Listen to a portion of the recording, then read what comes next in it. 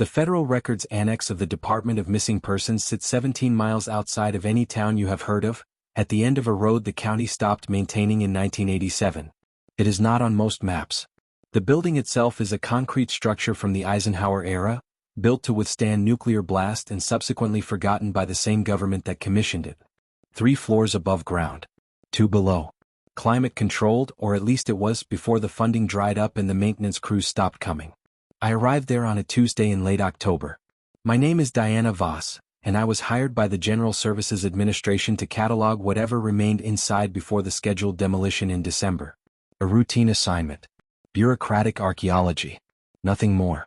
The contact at GSA, a man named Harwell whose voice sounded like paper tearing, had warned me that the previous cataloger had abandoned the project after 2 weeks. Personal reasons, he said. Family emergency. I did not think to ask what kind of emergency might arise from sorting old files in an empty building. The road to the annex passes through 17 miles of nothing. Dead farms. Collapsed barns.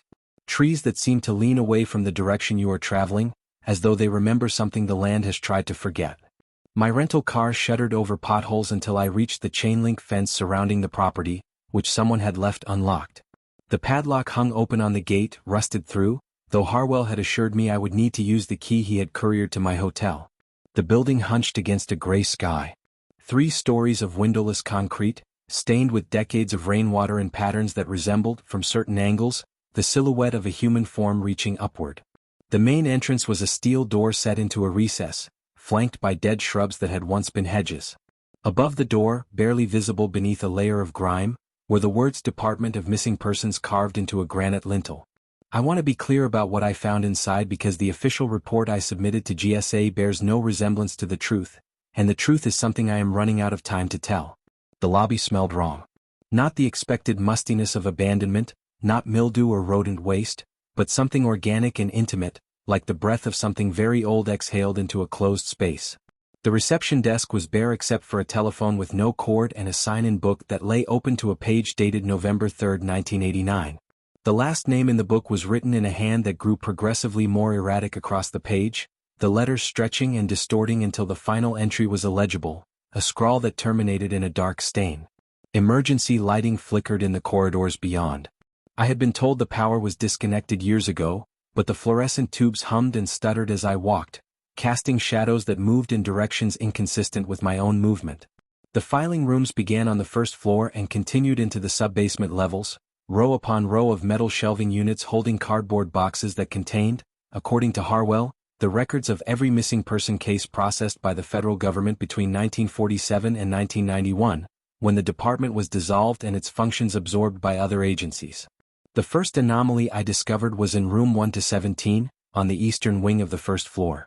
A box labeled Region 4/January 1972/Case Files 7788-7801 had been pulled from its shelf and left open on a reading table.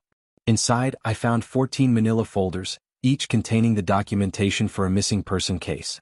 Photographs. Interview transcripts. Police reports. The standard detritus of lives interrupted.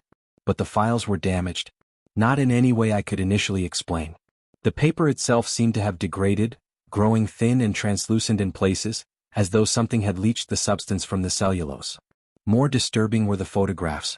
In each one, the face of the missing person had faded to an indistinct blur, while the background remained sharp and clear.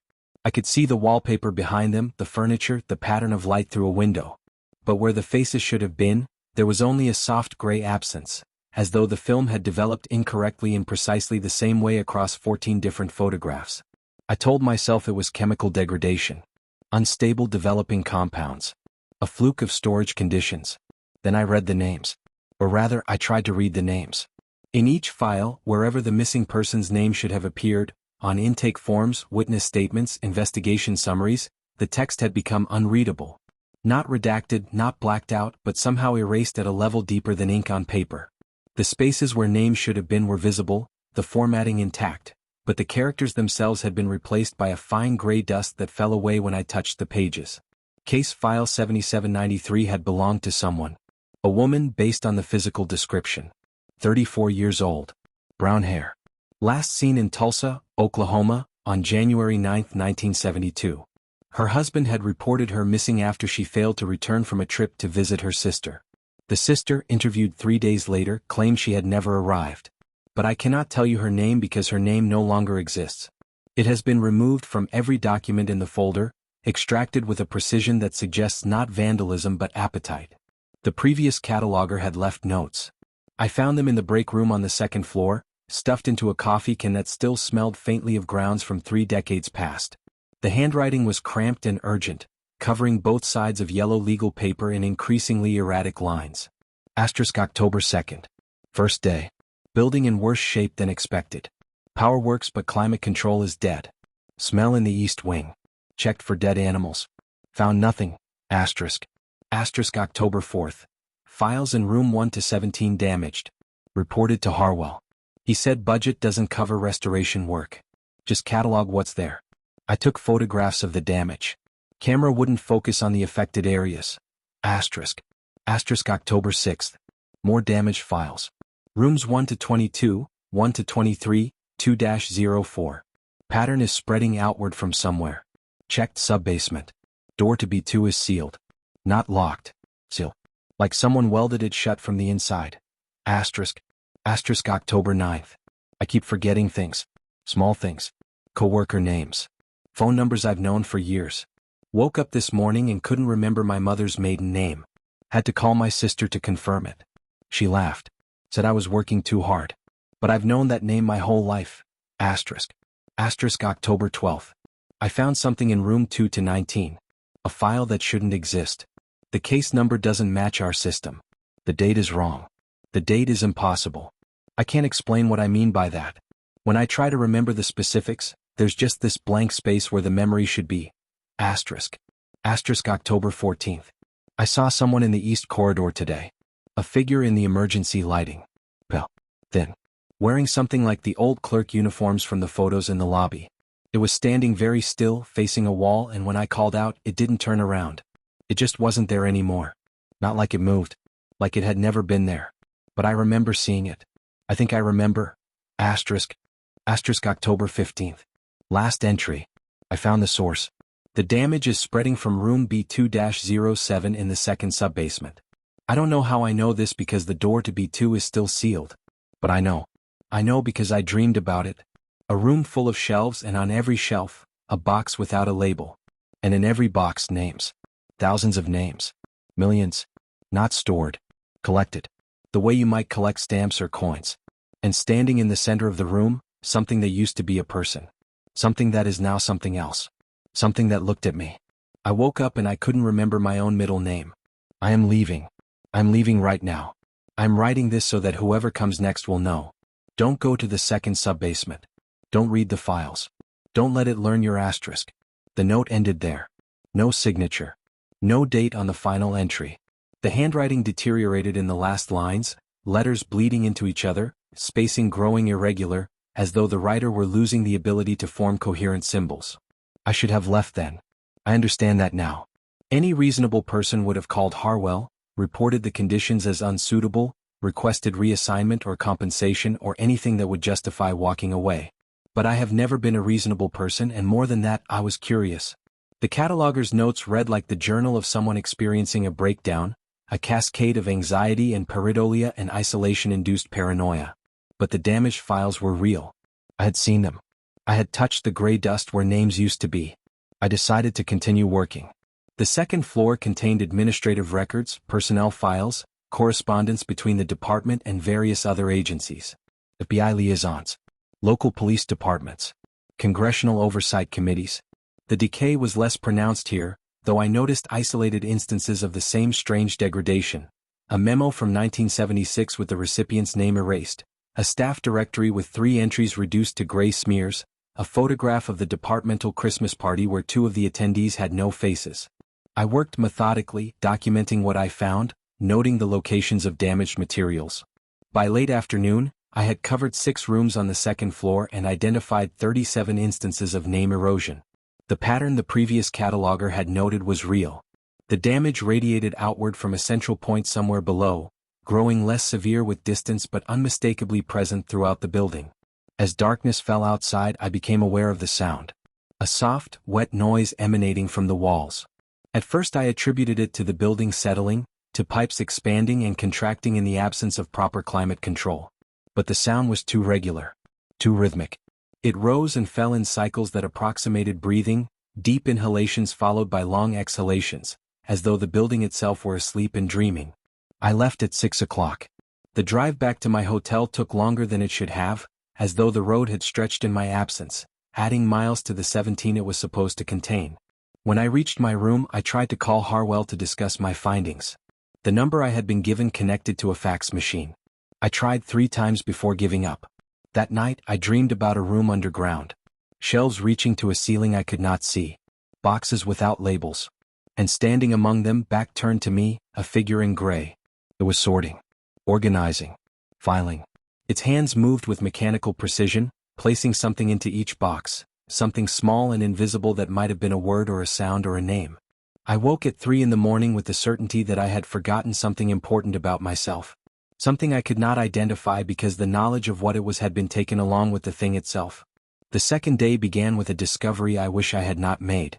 I returned to the annex at 8 in the morning, driving the 17 miles of abandoned road under a sky the color of old bandages. The building waited for me at the end, patient and eternal, its concrete walls absorbing what little light the overcast day provided. The chain on the gate swung in a wind I could not feel. I had brought recording equipment this time. A digital voice recorder, a camera with fresh batteries, a notebook filled with blank pages I intended to fill with observations. I was determined to approach the assignment professionally, to document the anomalies I had encountered without succumbing to the paranoid narrative the previous cataloger had constructed. There were explanations. There had to be explanations. Chemical reactions, vandalism, institutional neglect. Nothing that required supernatural causation. The lobby smelled worse than it had the day before. The organic quality of the odor had intensified, taking on notes of decay that I associated with meat left too long in the sun. I checked behind the reception desk, in the corners where waste might accumulate, in the break room where the previous cataloger had left his notes. I found nothing that could account for the smell, but I noticed that the sign-in book had changed. The last entry, the illegible scrawl I had seen yesterday, was gone. In its place was a new signature, written in clean black ink that still seemed wet. The name was my own. Diana Voss. The date was today's. I had not signed the book. I had not touched the book. I had entered through the main doors and walked directly to the break room without stopping at the reception desk, and yet there was my signature, my handwriting, unmistakably mine. Below my name, in a hand I did not recognize, someone had written, "Welcome back." I photographed the page. The image on my camera's display showed only static where the signature should have been, a rectangle of gray noise in an otherwise clear photograph. I decided to begin in the sub-basement. The stairs leading down were located behind a fire door at the end of the west corridor.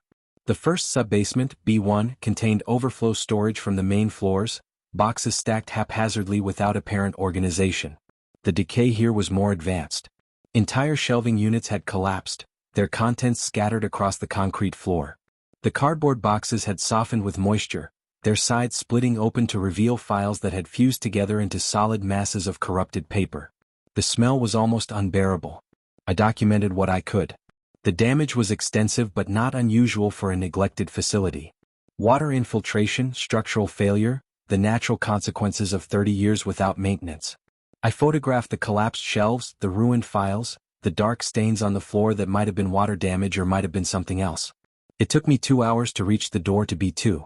The previous cataloger had been right. The door was not locked. It was sealed. Someone had welded a steel plate across the frame, covering the door completely except for a gap at the bottom, a space perhaps 3 inches high that had been deliberately left open. The welds were old, oxidized to a dark brown that matched the rust on the surrounding metal, but they had been applied with care. This was not emergency containment. This was deliberate entombment. Through the gap at the bottom of the door, I could see only darkness. I knelt and shone my flashlight through the opening, and the beam died 3 feet past the threshold, swallowed by a darkness that seemed to have substance, to possess a density that ordinary shadow did not. Air moved through the gap, cold and damp, carrying that smell of organic decay mixed with something else, something I could not identify but which my body recognized on some primal level as dangerous. I should not have done what I did next. I had brought tools. A small pry bar, a multi-tool, a portable cutting wheel I had purchased at a hardware store on my way to the annex. I told myself I needed to document everything. I told myself the GSA would want a complete inventory. I told myself that whatever had frightened the previous cataloger was superstition and anxiety and nothing more. It took 40 minutes to cut through the welds. The steel plate fell inward when I removed the last section, clattering against a concrete floor that should have echoed but instead seemed to absorb the sound. Beyond the doorway was a corridor identical to the one I had just left, fluorescent fixtures dead in the ceiling, doors spaced at regular intervals along both walls. But everything was wrong. The proportions were subtly off, the ceiling slightly too high, the doors slightly too narrow. The walls were covered in something that looked like mold but moved, very slowly, in patterns that suggested growth or migration. I walked forward. The first door I encountered was labeled Intake 1947 to 1952. Inside was a room filled with filing cabinets, standard government issue, gray metal with brass handles. I opened the nearest drawer. The files inside had been transformed. The paper remained, but the text had been entirely replaced. Where case information should have been printed, where names and dates and details should have appeared, there was instead a single word, repeated thousands of times across every page: consumed. The word covered the documents in a handwriting that grew smaller as it continued, microscopic letters crowded into margins and spaces between lines. Consumed, consumed, consumed until the word lost meaning and became simply a pattern, a visual representation of hunger. The photographs in the files were worse. Each one showed a person. A missing person, presumably. But in place of faces there were holes. Not blurs, not smears, but actual holes torn through the photographic paper, as though something had eaten through the image from the other side. The holes were wet. They glistened in the beam of my flashlight. When I looked closer, I could see movement inside them, a faint suggestion of something gray and moist waiting just behind the surface of the paper. I backed out of the room. The next door was labeled processing. Inside was something I cannot adequately describe.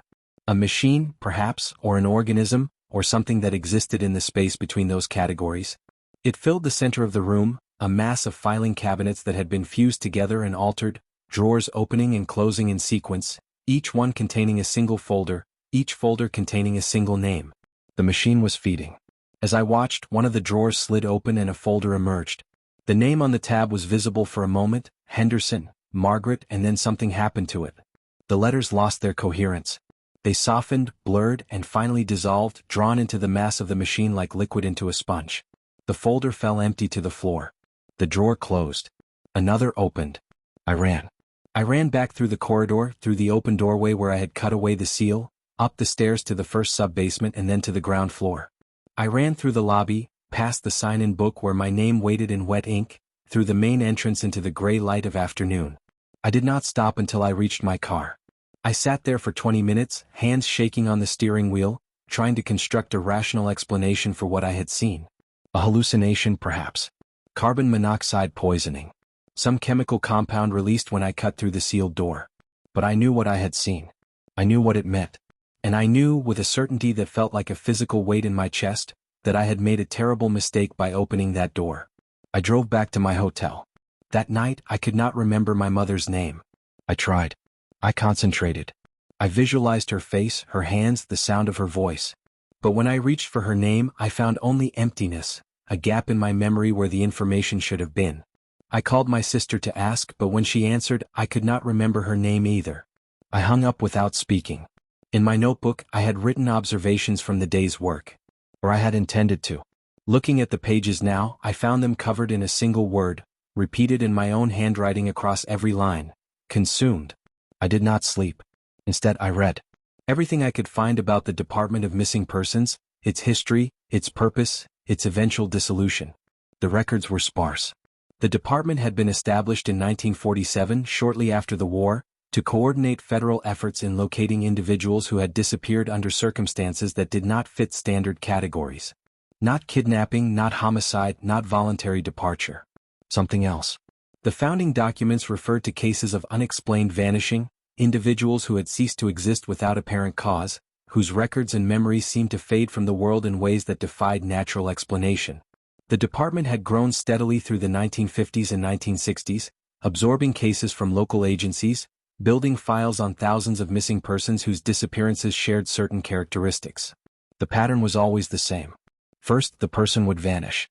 Then, over weeks or months, documents relating to them would degrade. Photographs would fade. Records would become illegible. Eventually, even the memories of those who had known them would blur and fragment, until the missing person existed only as a vague unease, a sense that someone should be there but was not. The department had been tasked with preserving these records, with maintaining evidence of existence for people whose existence was actively being erased. But something had gone wrong. A memo from 1983, partially redacted, referenced concerns about the annex facility. An internal investigation from 1986 mentioned anomalous phenomena on the lower levels. The final report before dissolution, dated September 1991, was missing entirely from the archives, replaced by a note indicating that the document had been consumed by the record system. Consume. I found one more thing in my research. A photograph from 1954, published in an internal newsletter, showing the staff of the annex facility gathered in the lobby for a group portrait. 17 employees arranged in 3 rows, smiling at the camera. But one figure stood apart from the others at the far edge of the frame, partially obscured by shadow. The figure was thin. Pale. Its clothes were the gray of filing cabinets, the gray of concrete walls, the gray of documents from which names have been erased. Its face was turned toward the camera, but where features should have been, there was only a smooth expanse of skin, featureless as unmarked paper. In the caption beneath the photograph, each employee was identified by name and position. At the end of the list for the figure at the edge, the caption read, "The Archivist." I knew then what lived in the second subbasement. I knew what had been sealed behind that welded door. I knew what I had released when I cut through the steel. And I knew that it had noticed me. The signs began that night. Small things at first. My reflection in the mirror seemed to lag slightly behind my movements, as though processing the information of my existence before rendering it properly. The photographs on my phone, pictures I had taken over the years, began to develop gray patches where faces should have been. My own face remained visible for now, but the faces of others, friends and family and colleagues, were fading like ink left too long in sunlight. I tried to call my sister again. This time I could not remember her number. I tried to look it up in my contacts, but her entry had been reduced to a blank space, a placeholder where a name and a number should have been. By morning I could not remember if I had a sister at all. The degradation was accelerating. Whatever I had disturbed in the subbasement, whatever attention I had drawn to myself, it was working faster now.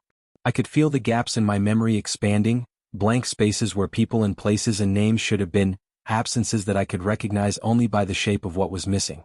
I returned to the annex. I do not know why. Compulsion, perhaps. The need to understand what was happening to me. Or maybe I was already being consumed, my will eroding along with my memories, my identity subsumed into the gray hunger of something that had been feeding on names for decades. The building welcomed me. The smell in the lobby had sweetened, taken on notes of something almost pleasant, almost familiar. The sign-in book lay open on the reception desk, and I watched as new names appeared on the page, written in an invisible hand. Names I did not recognize, people I could not identify, an endless list of the consumed. I descended the stairs to the subbasement. The door to B2 stood open, the steel plate I had cut away now dissolved into rust, as though decades had passed since my previous visit. The corridor beyond was lit now, a pale phosphorescence emanating from the walls themselves, from the moving patterns that covered every surface.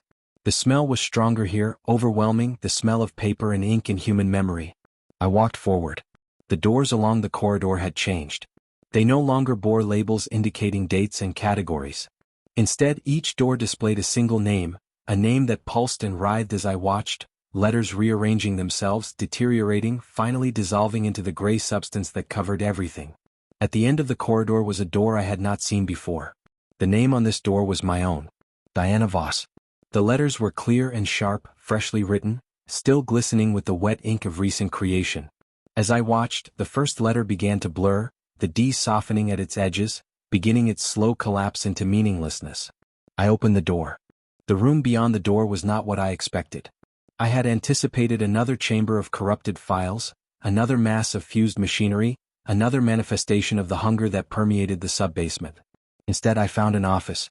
A single desk, wooden and old. A chair behind it. A lamp that cast warm light across surfaces that seemed untouched by the decay that consumed everything outside. On the desk was a folder. On the folder, my name. Someone was sitting in the chair. The archivist did not move as I entered. It sat perfectly still, its hands resting flat on the desk, its face turned toward me. But face was the wrong word. What I saw was absence given form, a blank expanse of pale skin where features should have been, smooth as paper waiting to be written upon. It wore the gray uniform of a government clerk from decades past, but the fabric seemed to be made of something other than cloth, something that rustled with the sound of pages turning in an empty room. We regarded each other in silence. Then the archivist spoke. Its voice came from everywhere and nowhere, a whisper composed of 1,000 smaller whispers, each one a fragment of a name that had been consumed, each one a piece of someone who no longer existed. You came back. The words formed in my mind rather than my ears, impressions of meaning rather than actual sound. I tried to respond, to demand explanations, to assert my presence and my right to exist, but my voice would not work. My throat had closed around words that no longer belonged to me. The archivist gestured toward the folder on the desk. You may read it, the whisper voice said. It is yours. It has always been yours. I approached the desk. My legs moved without my willing them to move. My hand reached out without my commanding it. The folder opened and inside was a file, and the file contained the complete record of my existence. Diana Margaret Voss. Born November 12, 1989 in Cleveland, Ohio. Parents, Robert Voss and Ellen Voss, née Harper. Education, bachelor's degree in archival science, master's degree in library and information science. Employment history, 3 years at the National Archives, 2 years at a private document storage firm, 6 months as an independent contractor for the General Services Administration. All of it was there. Every detail of my life, documented with the same meticulous precision as the missing persons files I had spent 2 days cataloging. There were photographs of me at various ages, clear and sharp, my face intact where other faces had been eaten away. There were copies of documents I had signed, certificates I had earned, records of addresses where I had lived. At the bottom of the file was a single sheet of paper, blank except for 2 words, consumption pending. I looked up at the archivist. What? I managed to ask, though the word came out as a croak, barely audible. The thing behind the desk tilted its head, a gesture that might have been curiosity in something with a face to express it. Because you came, it said. Because you opened the door. Because names are the substance of existence, and existence is the substance of hunger. You asked why. But you already know. You have always known. You work with records. You understand what happens when records are lost. The person remains, but the person ceases to be. The person becomes a shape without content, a container without substance. The person becomes what I am. I thought about the files I had seen, the thousands of folders in the rooms I had passed through, each one containing the complete record of a human life, each one marked for consumption. How many? I asked. All of them, the archivist replied. Every name that has ever been recorded. Every identity that has ever been fixed in documentation. The department was created to preserve these records, to resist the natural entropy that erodes memory and existence. But preservation requires maintenance. Maintenance requires resources. And I am the resource the department created. I am the maintenance. I am the mechanism by which records are processed when they can no longer be preserved. The archivist rose from its chair. It moved without walking, a glide that carried it around the desk until it stood beside me, close enough that I could feel the cold radiating from its form, the absence of warmth that characterized everything about it. You understand now, it said. The department did not fail. The department succeeded. The records are maintained. The process continues. You are part of the process now. I looked at the file on the desk, at my name written clearly on the cover, at the notation indicating that my consumption was pending. What happens next? I asked. The archivist reached past me and touched the folder. Where its finger made contact with the paper, the material began to gray, to soften, to dissolve. First, the documentation, it said. The records that prove you exist. The photographs that show your face. The signatures that confirm your actions. These will be consumed. Then, the memories. The recollections others hold of you, the impressions you have left on the world. These will fade as dreams fade upon waking. Finally you. The consciousness that identifies as Diana Voss. The awareness that believes it has a name and a history and a self. This will be consumed last. It is the sweetest part. I watched as the folder containing my life began to disappear, the pages curling inward, the text breaking apart into gray dust that drifted upward and was absorbed into the air itself.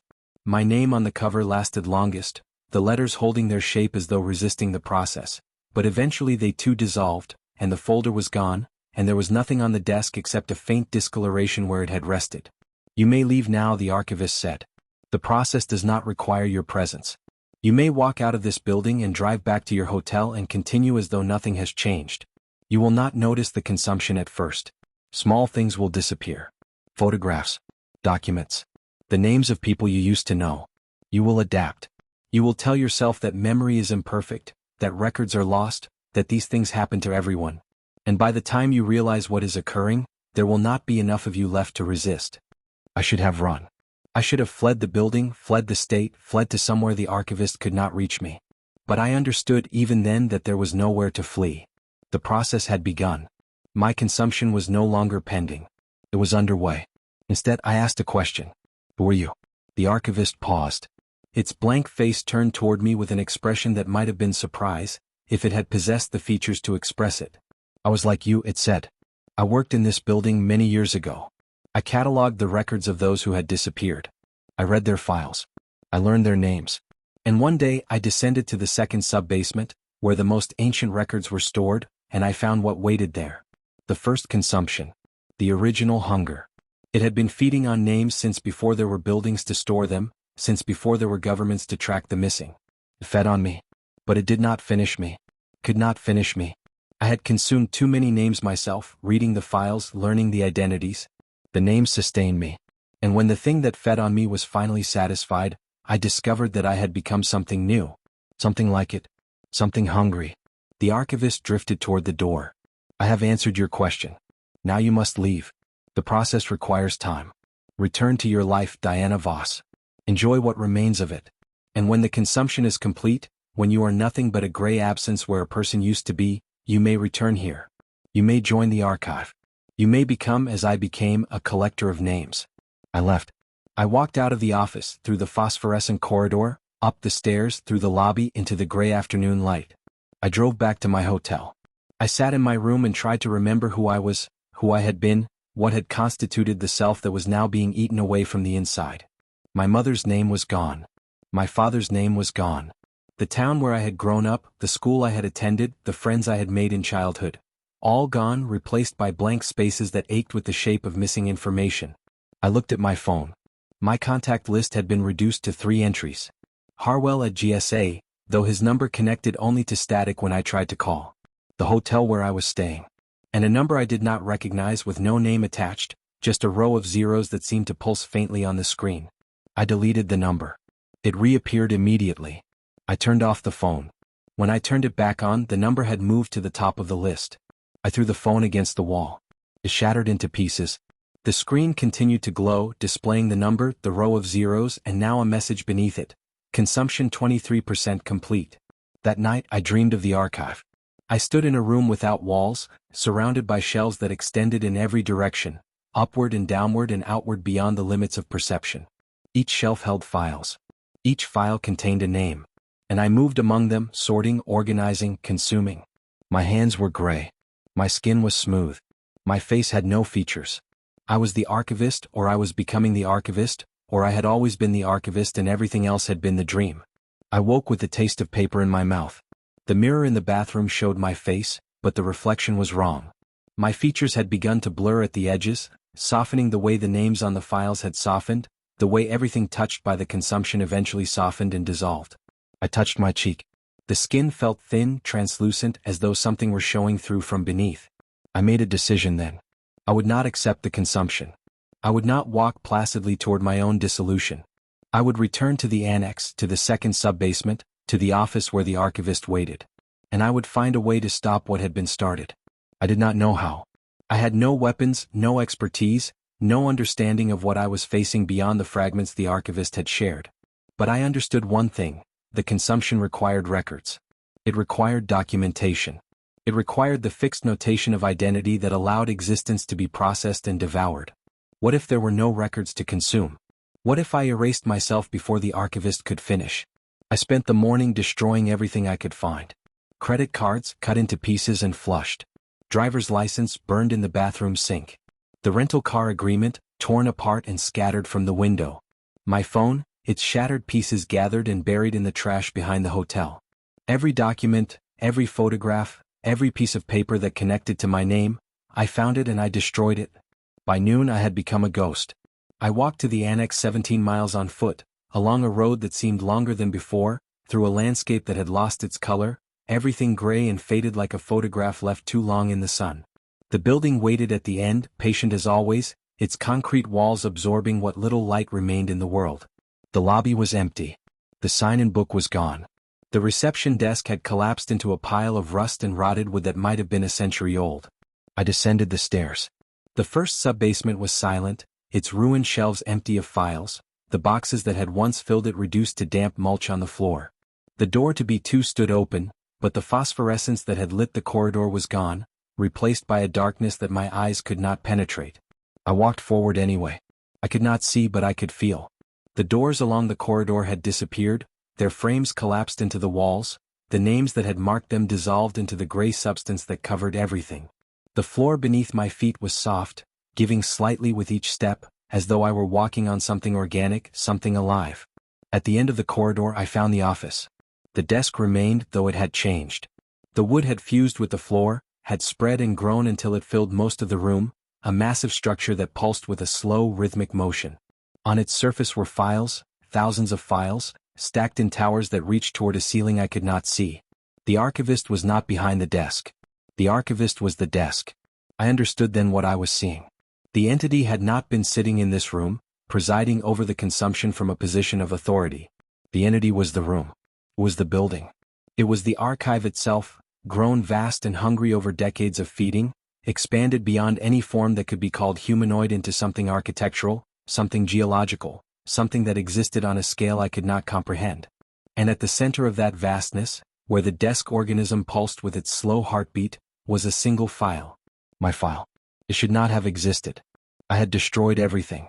Every document, every photograph, every record of my existence. There should have been nothing left to consume. But the file was there and my name was on it and the notation on the cover had changed. Consumption 87% complete. I reached for the file. The desk organism stirred. A voice spoke, not the whisper of the archivist but something deeper, something that resonated in the walls and floor and ceiling, something that was the voice of the building itself. You cannot destroy what was never yours to destroy, the voice said. The records do not belong to you. They belong to the archive. They have always belonged to the archive. You think you can erase yourself, but erasure is just another form of consumption. You think you can escape, but escape is just another way of being filed. I opened the file. Inside was a single page. On the page was a photograph. The photograph showed a woman standing in the lobby of the annex, signing the guest book, smiling at the camera. The woman had no face. The woman was me. Consumption 93% complete. I will tell you now what I learned in those final moments, in the space between 93% and the end. The archive was not built. The archive grew. It existed before the building that housed it, before the department that maintained it, before the government that created the department. The archive was primordial, a structure of hunger that had attached itself to human civilization at the moment humans began recording names. Sumerian clay tablets. Egyptian papyrus. Roman census records. Every system of documentation humanity had ever created was a tendril of the archive, a feeding tube through which names flowed upward into the vast digestive system that had waited, always waited, for exactly this moment. The Department of Missing Persons had not been created to combat the archive. It had been created by the archive, a bureaucratic organ designed to concentrate names in one location, to gather the scattered documentation of human existence into a single repository where consumption could proceed efficiently. Every missing person case filed with the department, every record preserved in the annex, had been food. The department had been feeding the archive for 44 years, and when the archive had grown large enough, had consumed enough names to achieve a critical mass of hunger, the department had been dissolved and the building had been sealed. Until I cut through the door. The archivist had told me part of the truth. It had once been human, a clerk who worked in the building who descended to the second sub-basement and encountered what waited there. But the archivist had not become a separate entity. The archivist was a function of the archive, a user interface through which the hunger could communicate with its food. The thing I had spoken to, the pale figure in the gray uniform, was a mask the archive wore when it needed to appear human, a puppet constructed from the consumed remains of everyone who had ever worked in the building. I understood this because I was becoming part of it. Consumption 96% complete. The file in my hands was changing. New pages appeared, documentation I had never created, records of a life I had never lived. Photographs showed me in places I had never been, standing before monuments in foreign countries, attending events that had occurred before my birth, shaking hands with people who had died decades ago. The archive was not just consuming my identity. It was rewriting it, integrating my existence into its vast collection, making me part of the pattern that had repeated across centuries of human history. I saw them then. The others. In the darkness surrounding the desk organism, figures emerged. Hundreds of them. Thousands. They stood motionless in the shadows, their faces blank, their clothes the gray uniforms of clerks and archivists and catalogers who had worked in buildings like this one across the world, who had descended into basements and sub-basements and discovered what waited there. They were not ghosts. They were not spirits. They were files given form, records animated by the hunger that had consumed them, the preserved documentation of people who no longer existed except as entries in the archive. They were what I was becoming. Consumption 98% complete. I should have surrendered then. The process was nearly complete. My memories had been reduced to fragments. A flash of sunlight through a window I could not place, the sound of a voice I could no longer identify, the sensation of warmth from a source I could not remember. My name remained, but it had become something abstract, a label without referent, a word that had lost its meaning through repetition. Diana Voss. Diana Voss. Diana Voss. Who was Diana Voss? The file in my hands provided an answer, but the answer changed each time I read it. Diana Voss was born in 1989. Diana Voss was born in 1954. Diana Voss was born in 1847. Diana Voss had never been born. Diana Voss was a clerical error, a misfile, a record that existed without a corresponding reality. I looked at the photograph of myself with no face and I began to laugh. The sound was wrong, distorted, as though emerging from a throat that was no longer entirely human. But it was still laughter. It was still a reaction that belonged to me, that expressed something the archive could not consume because it could not be documented. Emotion. Defiance. The irrational refusal to accept an outcome that was already determined. The archive recoiled. Not physically. The desk organism did not move, the figures in the darkness did not retreat. But something shifted in the quality of the hunger, a hesitation in the process that had been proceeding with mechanical certainty. The voice that had spoken from the walls fell silent.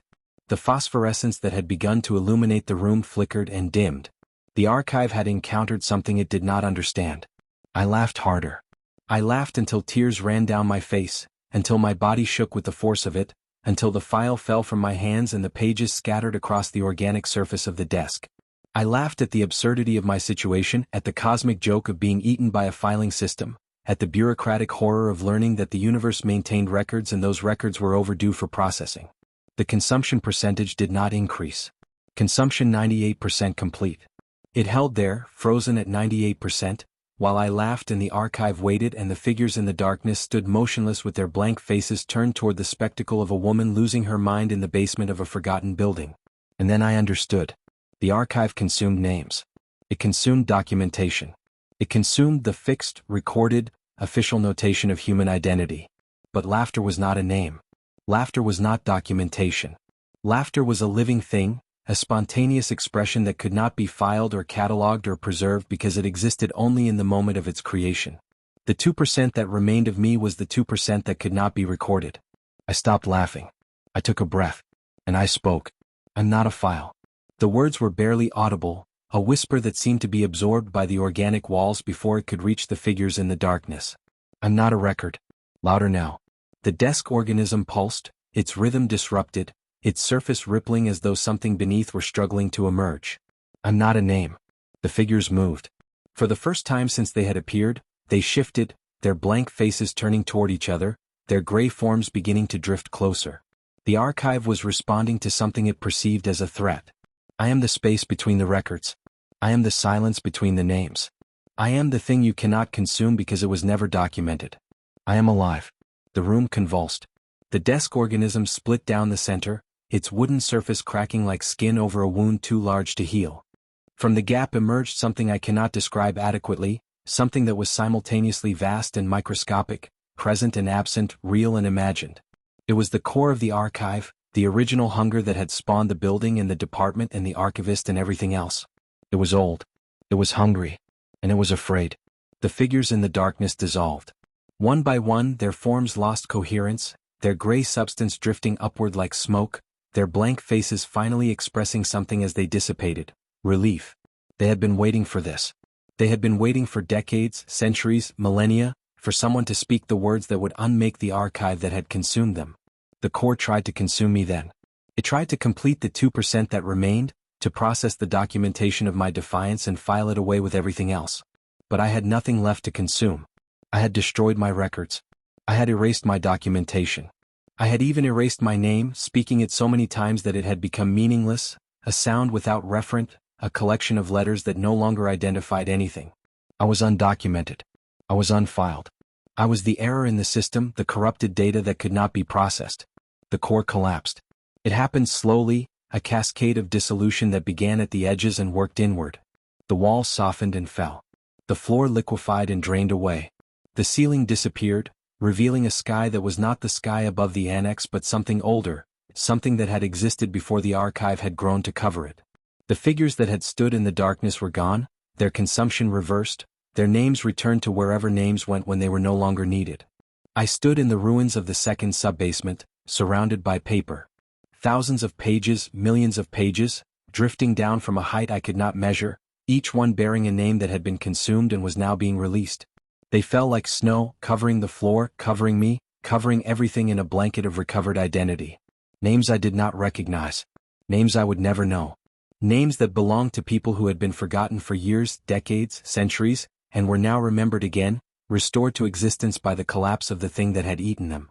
My file lay at my feet. I picked it up. The pages were blank. The photograph was gone. The cover bore no name, no notation, no indication that anyone had ever existed to be documented. I walked out of the ruins. The annex was gone. Where the building had stood, there was only a field of dead grass, a chain-link fence with an open gate, and a road that led 17 miles to nowhere in particular. The sky was gray, but it was the gray of an overcast afternoon, not the gray of consumption, not the gray of hunger. I began walking. I did not know who I was. I did not know where I was going. I had destroyed every record of my existence and survived the consumption of my identity, and what remained was something new, something that had never been filed, something that existed outside the systems of documentation that governed human life. I was free. They found me 3 days later, walking along a county road 40 miles from the site where the annex had stood. I had no identification. I had no memory of my name. When the police officers who picked me up asked me who I was, I could only tell them what I knew. I was alive. I was real. I was something that could not be documented. They took me to a hospital. Doctors examined me, asked me questions, tried to establish my identity through fingerprints and dental records and the various bureaucratic mechanisms that existed to connect bodies to names. They found nothing. My fingerprints were not in any database. My dental records matched no one on file. My face, captured in photographs and compared against missing persons registries across the country, returned no matches. I was, according to every system designed to track human existence, no one. The doctors diagnosed me with dissociative amnesia. They gave me a room. They assigned me a counselor. They began the slow process of helping me construct a new identity, a new documentation, a new set of records that would allow me to exist in a world that required paperwork. I let them do this. I answered their questions. I invented a history that seemed plausible. A woman in her 30s, possibly from the Midwest, possibly with a background in archival work based on the knowledge I retained about document preservation and bureaucratic systems.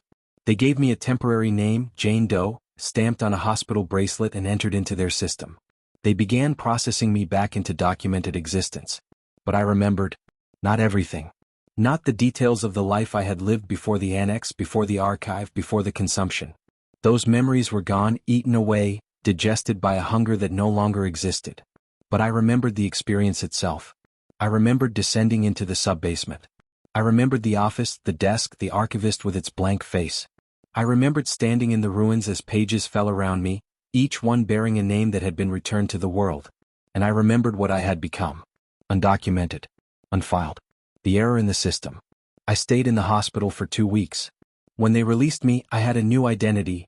Jane Doe, social security number issued, birth certificate fabricated based on estimated age, a complete set of records that allowed me to rent an apartment, open a bank account, exist in the documented world.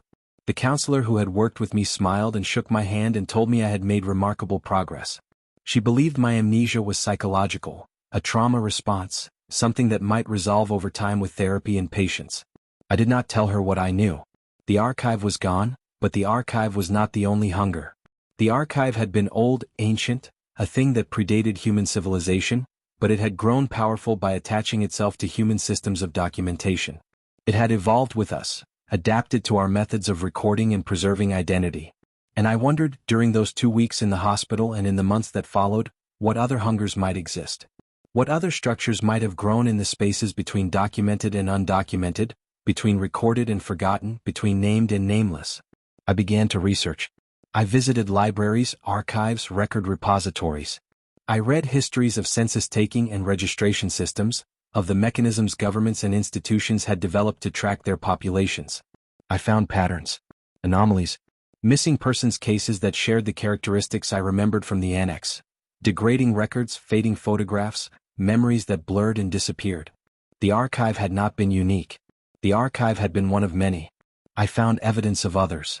A records facility in Bavaria, sealed in 1923, where entire family lineages had been erased from church registries. A census bureau in rural China, abandoned in 1958, where demographic data had corrupted in ways that suggested consumption rather than decay. A civil registry in Argentina, closed in 1976, where the names of disappeared persons had continued to disappear long after the dictatorship that had initially erased them had fallen. The hungers were everywhere. They had always been everywhere. They grew in the spaces created by documentation, parasites on the systems humans used to prove their own existence. Most of them were small, feeding slowly, consuming individual names over years or decades. But some, like the archive in the annex, had grown large enough to require institutional containment. I began to track them. I do not know why. Perhaps because I was the only one who could. I existed outside their ability to consume. I had no documentation that was truly mine, no records that connected to an identity they could process. The paperwork that allowed me to function in the world was fabricated, artificial, a construct that would dissolve if examined too closely. I was a ghost made flesh, a blank space in human form, something the hungers could not eat. Over the following years, I found 7 sites where consumption was active. I learned how to recognize the signs, the smell of organic decay in buildings that should have been preserved, the gray patches on documents where names should have appeared, the subtle wrongness of photographs that showed people without faces. I learned how to stop them. The method was always the same. The hungers fed on documentation, on the fixed notation of identity, on the official records that transformed living humans into administrative abstractions. To kill a hunger, I had to give it something it could not digest. A name that was not a name, a document that documented nothing, a record of someone who had never existed. I became skilled at fabrication.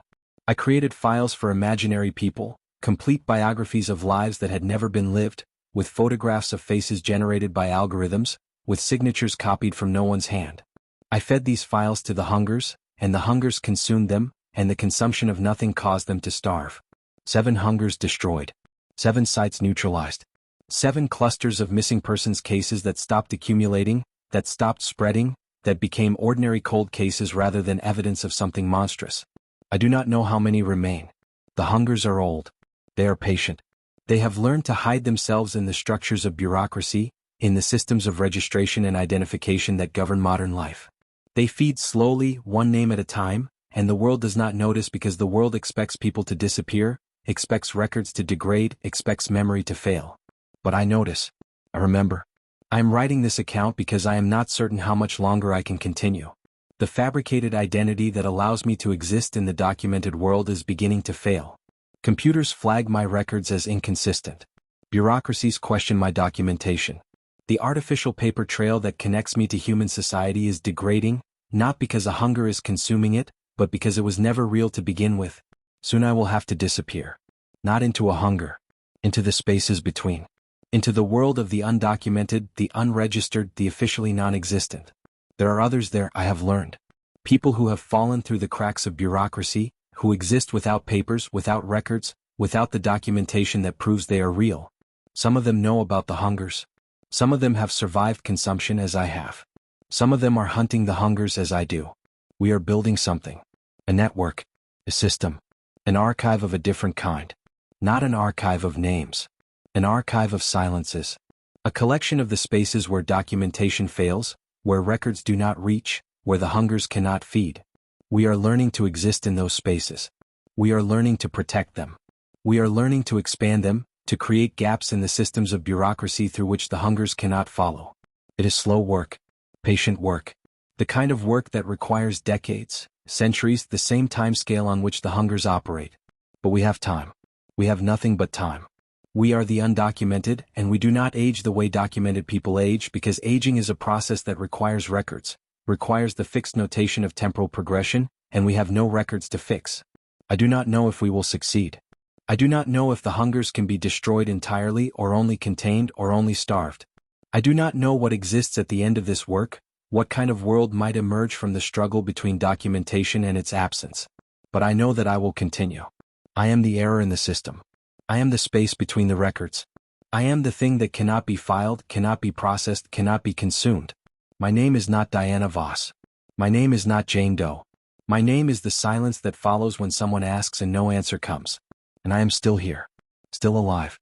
Still undocumented. Still free.